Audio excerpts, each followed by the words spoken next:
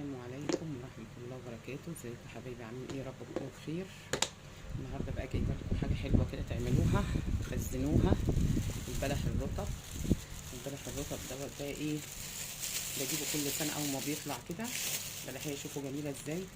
غسلتها وقشرتها وهقول لكم استعمالها واقول لكم بعملها ازاي. انا غسلتها وقشرتها وحطها بس في التلاجة شوية، وبروح اسمها كده تطلع زي ما هي اهي، واحطها ايه في كيس. والبذره ما برميهاش. اقول لكم بعمل ايه بالبذره.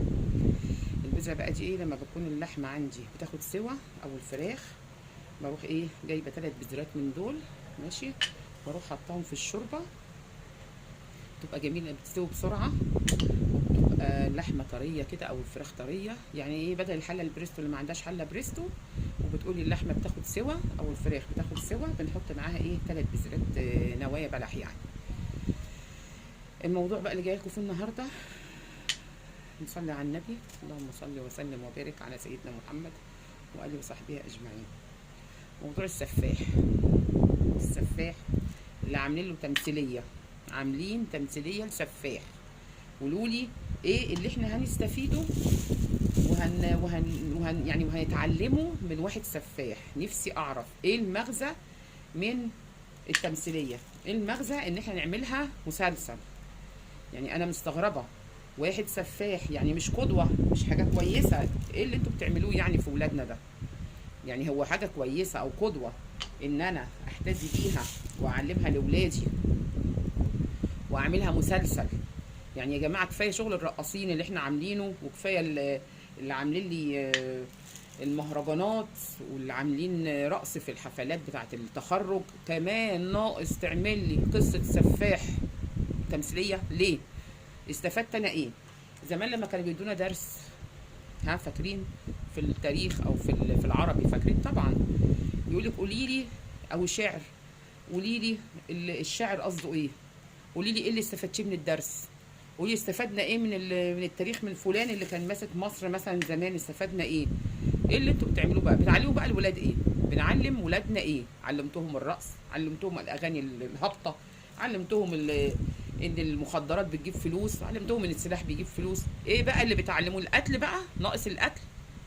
يرضي ربنا ده؟ يرضي ربنا ان انا اجيب لابني او لبنتي او للجيل اللي طالع كله قدوه سفاح؟ ايه يا جماعه في ايه؟ انتوا بتعملوا في ولادنا ليه كده؟ بتعملوا في بناتنا ليه كده؟ بتعملوا في الجيل اللي طالع ليه كده؟ طب جيب لي حاجه قدوه، جيب لي الطالب اللي في المدرسه او الطالب اللي في الكليه اللي هيتخرج يبقى في قدوه قدامه يعمل زيها. لكن انتوا جايبين لي واحد كان هادي وكويس ومؤدب ومحترم وراح قتل مش عارفه كام واحده ليه، وقتل صاحبه وخد اسمه. ده بتعلموه لاولادنا ليه؟ ده انتوا بيقولوا اذا بوليتم فاستاتروا، استاتروا يعني داروا على بلاوينا. نداري لو في واحد زي كده، نداري، مش نروح نفرح احنا بقى ونعمله مسلسل زي ما عملتوا الاسطوره، وعملتوا تجاره السلاح، وعملتوا تجاره المخدرات، وعملتوها انها حاجه كويسه، وعملتوها مسلسلات. ايه اللي بتعملوه ده في جيلنا ده وفي شبابنا وفي الولاد اللي طالعه دي؟ برضو عملتوا كده في الستات، خليتوا الست من دول بتتطلق وتتجوز وتتهم بعيالها، 3 4 عيال الواحده قاعده تربي فيهم، والبيوت بتخرب. ناقص القتل بقى. حرام عليكم والله العظيم، حرام بجد بجد، حرام اللي انتوا بتعملوه في ولادنا ده، حرام.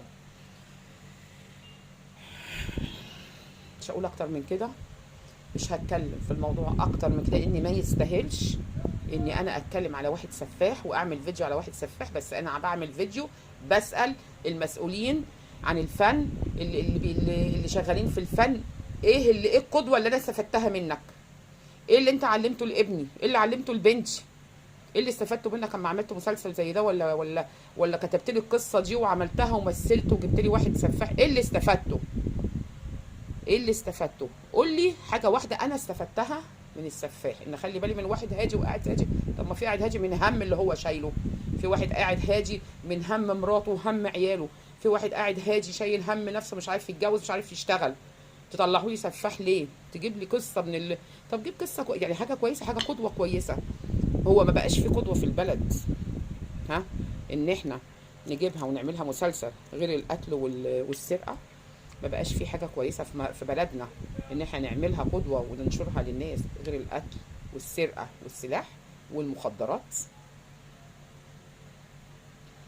كان معاكم مطبخ ماما نانا، مع السلامه.